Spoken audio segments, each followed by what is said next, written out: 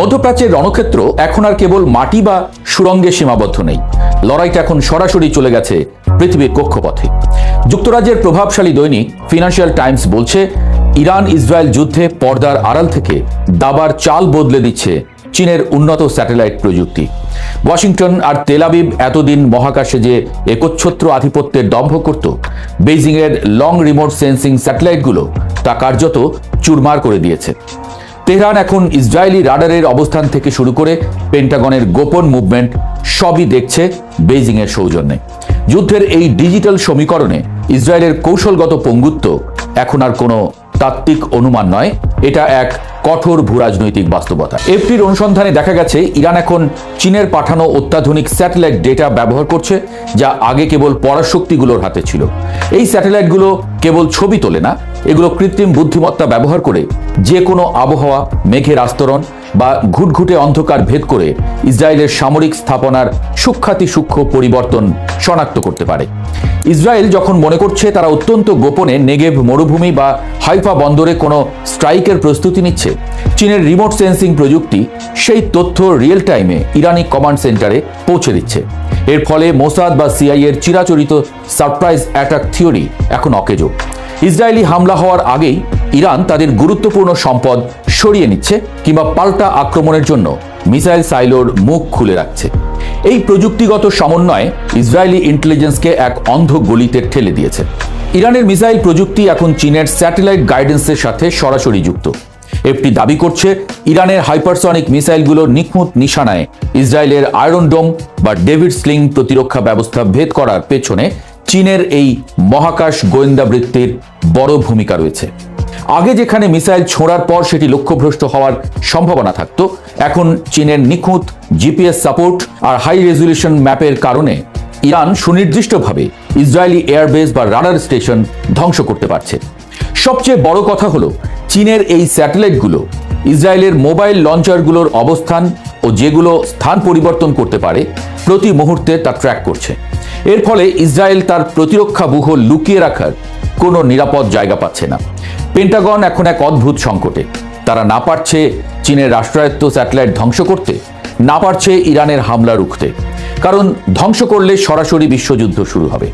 America বছরের পর বছর ইরানের উপর প্রযুক্তি নির্ভর নিষেধাজ্ঞা দিয়ে এসেছে, যাতে তারা উন্নত চিপ বা সেন্সর না পায়। কিন্তু ফিনান্সিয়াল টাইমসের রিপোর্ট বলছে, চীনের সক্রিয় অংশগ্রহণ সেই নিষেধাজ্ঞার দেয়াল ধসিয়ে দিয়েছে। বেইজিং যখন মহাকাশ থেকে ইরানকে ডেটা দিচ্ছে, তখন সেখানে ওয়াশিংটনের কোনো নিয়ন্ত্রণ নেই। এটি কেবল সামরিক সহযোগিতা নয়, এটি একটি বিশাল অর্থনৈতিক চাল হয়েই ধরা দিচ্ছে বিশ্লেষকদের চোখে। বেইজিংয়ের এই স্যাটেলাইট ডিপ্লোমেসি মধ্যপ্রাচ্যের অন্য দেশগুলোকেও, যেমন সৌদি আরব বা আমিরাতকে, একটি বার্তা দিচ্ছে, নিরাপত্তার জন্য এখন আর কেবল আমেরিকার দয়ার উপর নির্ভর করার প্রয়োজন নেই। চীনের এই নীরব সমর্থন ইরানকে এমন এক মনস্তাত্ত্বিক উচ্চতায় পৌঁছে দিয়েছে যে তারা এখন সরাসরি পশ্চিমা ইন্টেলিজেন্স গেমের চ্যালেঞ্জ গ্রহণ করছে এবং জয়ী হচ্ছে।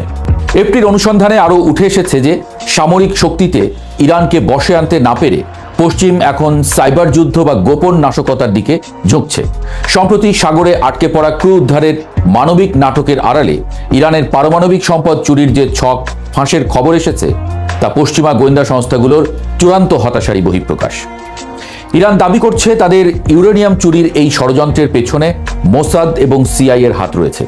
কিন্তু চীনের স্যাটেলাইট নজরদারি এবং ইরানের অত্যাধুনিক কাউন্টার ইন্টেলিজেন্স ব্যবস্থার কারণে ছদ্মবেশী কোনো অভিযান সফল হওয়া তো দূরের কথা, প্রতিটি পদক্ষেপেই তারা শত্রুপক্ষকে হাতে নাতে ধরছে।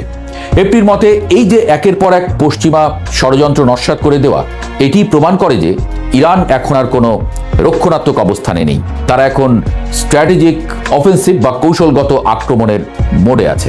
যুদ্ধের এই নতুন সমীকরণে ইসরায়েলের জন্য সবচেয়ে বড় গলার কাঁটা হয়ে দাঁড়িয়েছে ইউরোপের মিত্রদের বদলে যাওয়ার সুর। এফটির প্রতিবেদন অনুযায়ী দক্ষিণ লেবাননে ইসরায়েলি হামলায় যেভাবে বেসামরিক মানুষের রক্ত ঝরছে, তা খোদ লন্ডনের হোয়াইট হল বা প্যারিসের এলিসি প্রাসাদে ফাটল ধরাচ্ছে।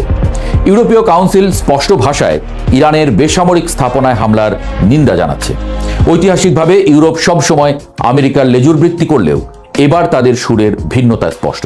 এর কারণ হলো চীনের প্রভাব। ইউরোপ দেখছে যে আমেরিকা যদি মধ্যপ্রাচ্যে পুরোপুরি ব্যর্থ হয়, তবে তাদের জ্বালানি নিরাপত্তা নিশ্চিত করতে চীনের মাধ্যমেই ইরানের সাথে আলোচনা করতে হবে। ইরান এই সুযোগটিকেই কাজে লাগাচ্ছে। তারা বিশ্বমঞ্চে ইসরায়েলকে একটি বিচ্ছিন্ন ও নিষ্ঠুর রাষ্ট্র হিসেবে প্রতিষ্ঠিত করতে সফল হয়েছে। ফিনান্সিয়াল টাইমসের এই ময়না তদন্ত এটাই প্রমাণ করে যে 2026-এর এই যুদ্ধে বিজয়ী নির্ধারিত হচ্ছে ল্যাবরেটরিতে আর মহাকাশে। ইসরায়েল আর আমেরিকা হয়তো কিছুটা ছোটখাটো লক্ষ্য অর্জনে সফল হয়েছে, কিন্তু বৃহত্তর ভূরাজনৈতিক লড়াইয়ে তারা ক্রমেই কোণঠাসা। ইরানের স্ট্র্যাটেজিক পেশেন্স বা কৌশলগত ধৈর্য এখন মহাকাশ প্রযুক্তির সহায়তায় এক বিধ্বংসী শক্তিতে রূপান্তরিত হয়েছে। তেল আবিব আর ওয়াশিংটন এখন এক এমন গোলকধাঁধায় আটকা পড়েছে যেখানে তাদের প্রতিটি সামরিক পদক্ষেপ আসলে চীনের প্রভাবকেই বাড়িয়ে দিচ্ছে। যুদ্ধের ময়দানে কে কতগুলো বোমা ফেলল তা দিয়ে এখন আর বিজয় নির্ধারিত হয় না। কে কত নিখুঁত তথ্যের ভিত্তিতে শত্রুকে আঘাত করতে পারে সেটাই আসল কথা। আর সেই হিসেবে মধ্যপ্রাচ্যের এই কঠিন ও নির্মম সমীকরণে ইরান এবং বেইজিং এখন চালকের আসনে। ড্রাগনের চোখে যখন শত্রু ধরা পড়ে যায় তখন পালানোর পথ থাকে না। ইসরায়েল এখন ঠিক সেই মহাকাশ ফাঁদেই আটকা পড়েছে। তথাকথিত পশ্চিমা শ্রেষ্ঠত্বের দিন এখন শেষ। মধ্যপ্রাচ্যের ভাগ্য এখন নিয়ন্ত্রিত হচ্ছে বেইজিংয়ের রিমোট কন্ট্রোলে।